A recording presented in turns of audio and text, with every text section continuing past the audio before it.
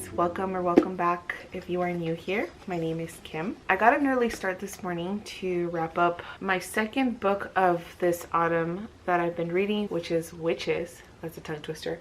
Which is Witches by Brenda Lozano. This is my first time reading anything by Brenda Lozano, but I am absolutely in love.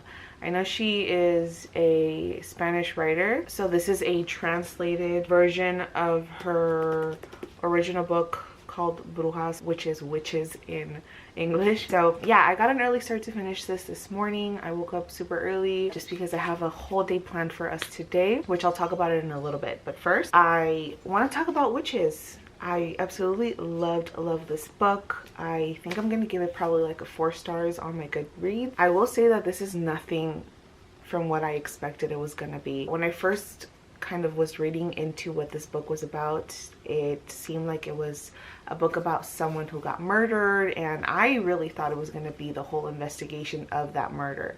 But really, this book mostly explores the lives of 2 women, one who is a journalist and one who is a healer, who I just recently actually found out. And it's funny because as I was reading this book, the book is based in Mexico. Healers in Mexico are called curanderos, curanderas.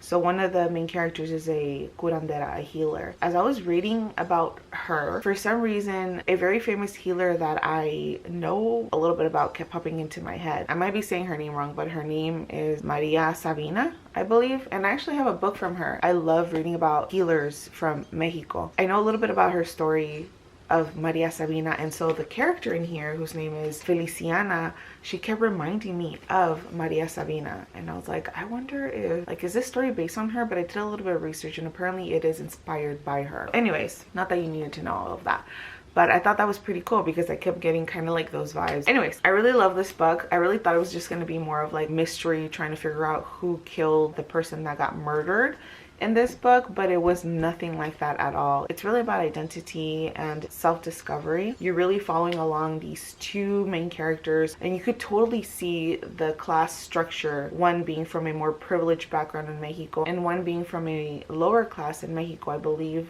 one who is a journalist and who is covering the story is from Mexico City, and her upbringing was a lot more privileged. The other main character, she is a healer, and she, I believe, is from Oaxaca and lives in a more rural sort of area. So you can see the class structure between these 2 women. There's like these conversations that they're being had between each other. So that's kind of like how the book reads, more like a conversation that you're reading into. I hope that makes sense. I did read some Goodreads comments about people saying that the style of writing is very repetitive. And for me, I actually like that. I like in a sense that it's very like poetic in a way. So the author does use a lot of repetition, and I don't know if this was intentional from the author or if this was the cause because it is a translated version. But I did like the writing style personally. I know some people knocked it off because of that, but I did like the repetition. The author tells you something and then later on in a paragraph she reminds you of what she told you before. For me, it kind of makes sense because maybe the author is trying to emphasize that that is what happened, and she's trying to bring your attention that this is important.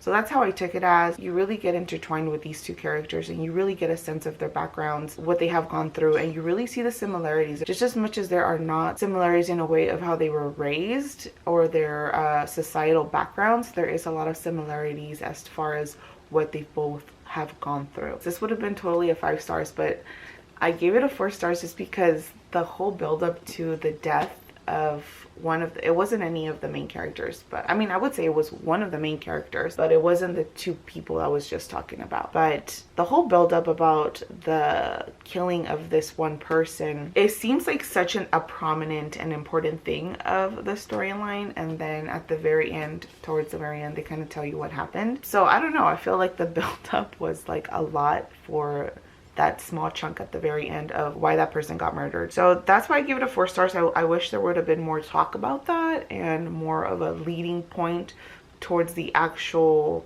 scenario of how that happened. So yeah, I really loved it, and I do highly recommend. If you're curious about like healers in Mexico, but not just that, also identity and social structure that happens in Mexico, which is totally relatable for me as someone who is a daughter to undocumented parents. I could totally see the class structure in a sense between like how my mom was raised and how I'm being raised now. here in the United States. So for me, I was totally able to relate to this. So highly recommend. I would say this is one of my favorite books that I've read already this year. Another book that I just started yesterday, and you might have seen this from my previous reading vlog. I think I shared this on there. But I started reading yesterday The Dire Days of Willowweep Manor, and this is a graphic novel. And I just want to say that I am so in love with this already. You're following this character whose name is Haley, and she's a total lover of gothic romance novels. It's very funny, it's very charming, and so she's in high school and she loves writing her essays based on gothic romance novels. I'm still like not too much into it. I think I read maybe like 4 parts yesterday of this, so I'm this much in. And then also, like, the illustrations are just so cute. I cannot believe this is my first time reading a graphic novel, but I am so excited to continue to grow my collection. So I'm excited to finish this. I could have honestly finished this yesterday, but I just kind of want to expand it into a few days. And then the next book that I probably want to read, since I just finished reading Witches, I am kind of torn between these two. I don't know whether I should read Alice Hoffman's Magic Lessons or The Nature of Witches. I mean, if you've seen Practical Magic, the movie by Alice Hoffman, I mean, you already know it's like such a great movie, and it's one of my favorite movies. So I kind of am shooting to just read Magic Lessons, also because I've had this book the longest, and I told myself that I was gonna read it during October, and it's already about to be mid-October. Maybe I'm shooting for this one, and then I'll probably read The Nature of Witches. I don't know. Let me know what you think. Which one should I read? Magic Lessons or The Nature of Witches? Let me know down in the comments below. So today I woke up early because I wanted to finish getting some reading done, and I figured that I would take you with me today and have a cozy autumnal sort of day, even though it doesn't really feel like autumn here where I'm at, but the mornings do feel like autumn. But I figured if the weather is not catching up to our autumn season here, then I might as well just do things that feel like autumn to me.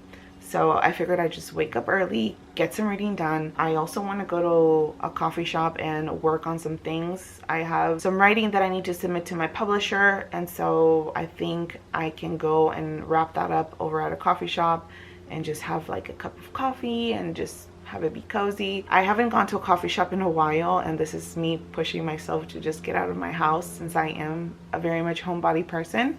So I figured that I would take you all along with me there. And then I do want to stop by my local bookstore and pick up another book that I have been anticipating to get. So I'll take you along with me for that. Also, I am on the market for getting a new autumn candle. The one that I've been burning is almost gone. I kind of just want to go get another autumn candle. That always feels cozy, and such a cool activity to do is just to go pick up autumn candles. So I'm going to treat myself to a book today, to a candle.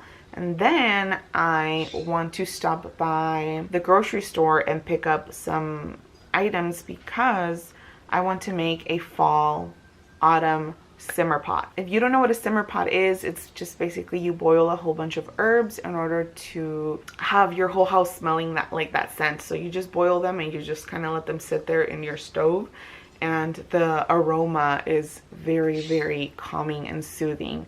And so I have a little list to pick up some fall ingredients that will make the simmer pot just smell like fall. I already have some of them, but I still need some other ones. So I'm thinking I can go pick that up, and we'll see what else we get into. Do some reading later on maybe. Yeah, let's go have a cozy autumn day, even though it's probably going to be hot later.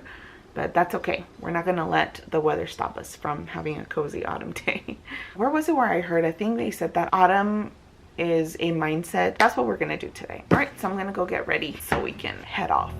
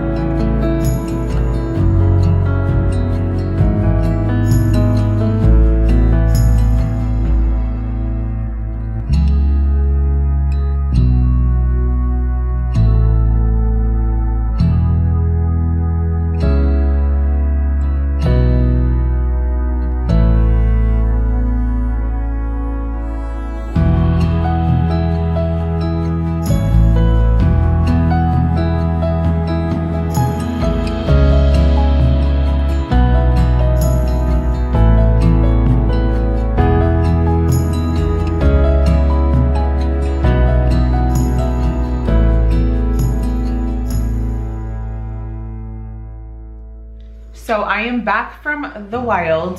That was quite the experience. It was really fun, but it was also very nerve-wracking. I got to the coffee shop and I didn't get the best seat because it was kind of full in there. So I got like this awkward seat. So I didn't stay there for long. I think I only stayed there for not even 2 hours, but I did get some work done, but not as much. The cool thing about going to this little area, because I've never gone there before, it was my first time going, I discovered actually a little bookshop right across the street from the coffee shop that I went to.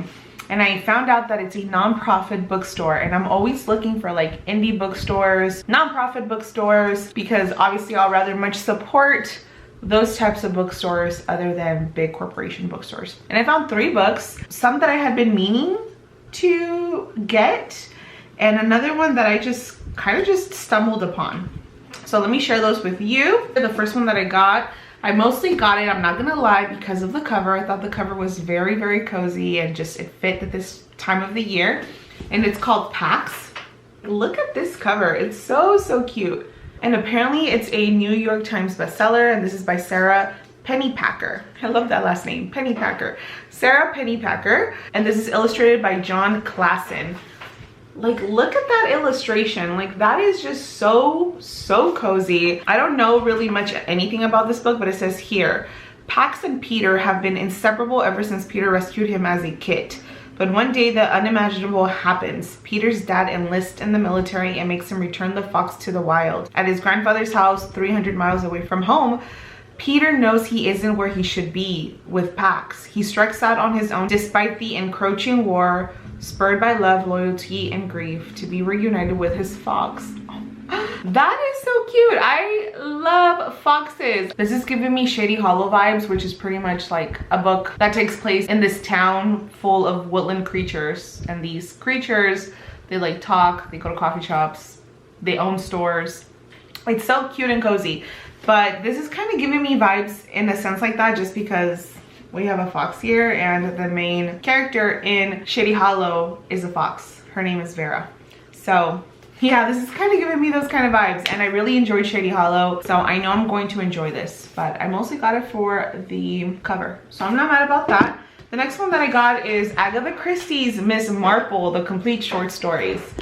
I have been wanting to get into Agatha Christie. I really enjoy mysteries, and I'm trying to dive into the world of mysteries, and I know Agatha Christie is like the queen of mystery. So I found this at that little bookstore, and it was super, super cheap. I think it was like only $6. I figured that before I dive in and buy all the other Agatha Christie books with the pretty book covers on them, that I just kind of take a nosedive into Agatha Christie and see, I don't know if I'm gonna like it, which I'm sure I am. And the next book that I got is Like Water for Chocolate by Laura Esquirel. And I remember hearing about this book when I was growing up, but I never read it. I honestly don't really know what it's about, but I've always seen it around, and it's always been talked about in the Mexican literature genre.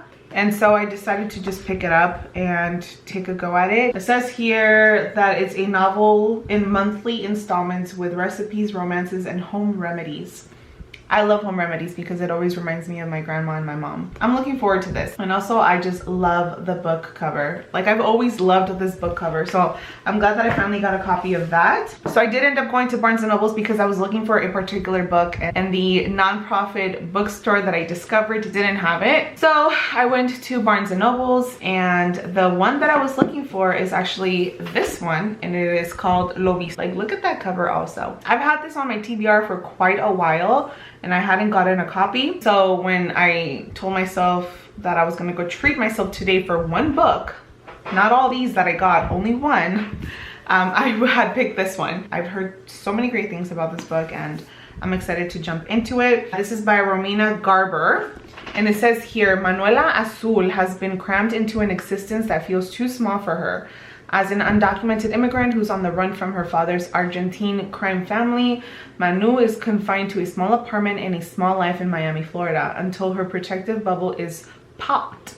Her surrogate grandmother is attacked, lifelong lies are exposed, and her mother is arrested by ICE. Without a home, without answers, and finally without shackles, Manu investigates the only clue she has about her past.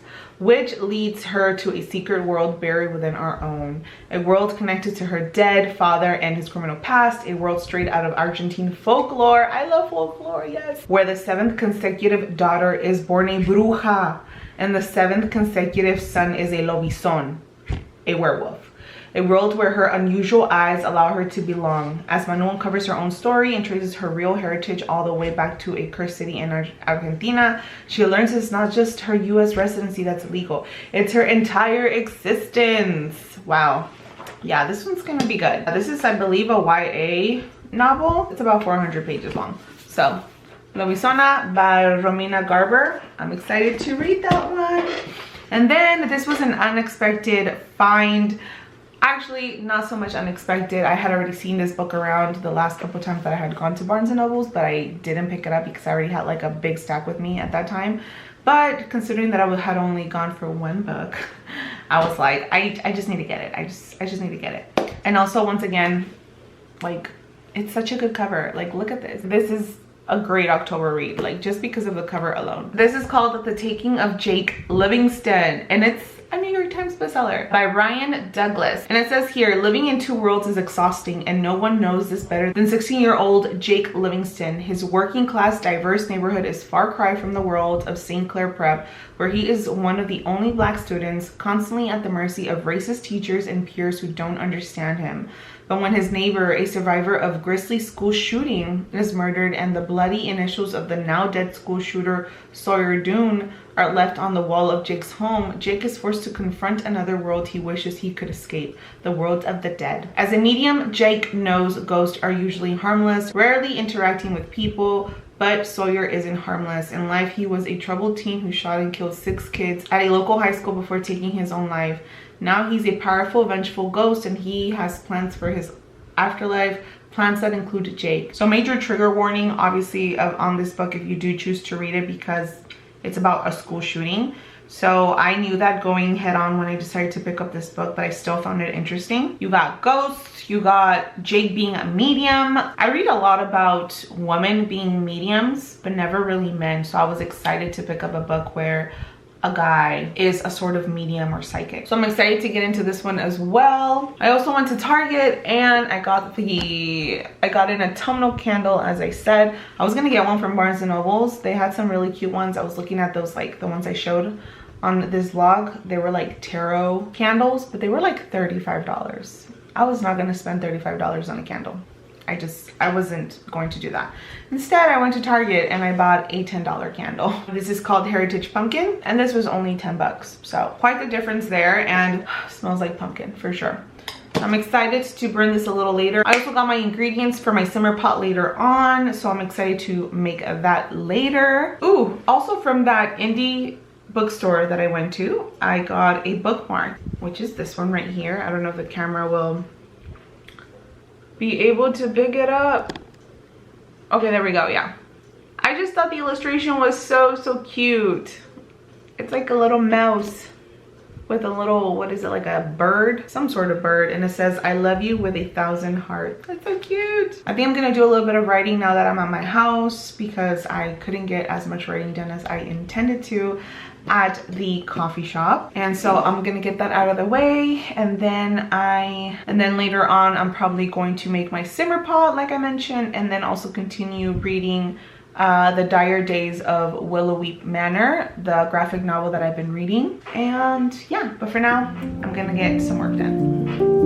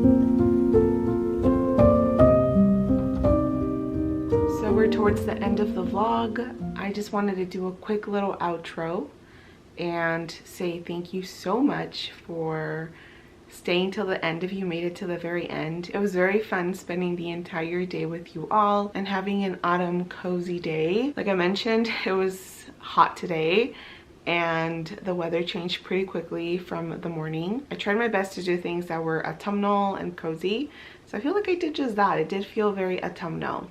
Remember, autumn is a mindset. So I tried my best to make the best out of everything. I also want to share that I actually did finish reading The Dire Days of Willowweed Manor, which is a graphic novel. Sorry for the weird lighting. I have like a whole bunch of Halloween lights like around my house, so they give off this orangey feel, which I actually really like. But I finished The Dire Days of Willowweed Manor. This was so good. It's my first graphic novel that I read, and I was hooked, and I think it was like the perfect first graphic novel. Even though it's not like fall or based like on Halloween or anything like that, it still gave me very much like autumnal vibes. There's talk about gothic romance in here, multi-dimensions, poetry. So you had some hints of kind of like fall and cozy vibes in here. And also it was super, super funny. You fall in love with the characters. I caught myself chuckling a couple of times, and I think this was very creative just because this multi-universe that the main character ends up in is all based on the rules of a gothic romance novel. You just have to read it. I don't want to give too much off, but it was just so good, and I really loved the artwork on here. It had very like autumnal types of colors. It definitely wasn't like no bright colors. It was very like dark, gothic-y, moody type of colors. So I really enjoyed this. For sure giving this a 5 out of 5. But with that, friends, once again, thank you so much for being here. I really appreciate you spending the day with me. If you made it to the end of this video, please give me some book emojis down below. Comment those down below and let me know what you're currently reading. I would love to know what you are currently reading at the moment. And with that, please don't forget to like, subscribe, comment. It really helps on my channel. I have a goal to make it to 1,000 subscribers, so I am a few hundreds away, but I am confident that I can make it there. And with that, I am heading to bed because I am sleepy. I will talk to you all very soon. Happy reading, friends. Bye.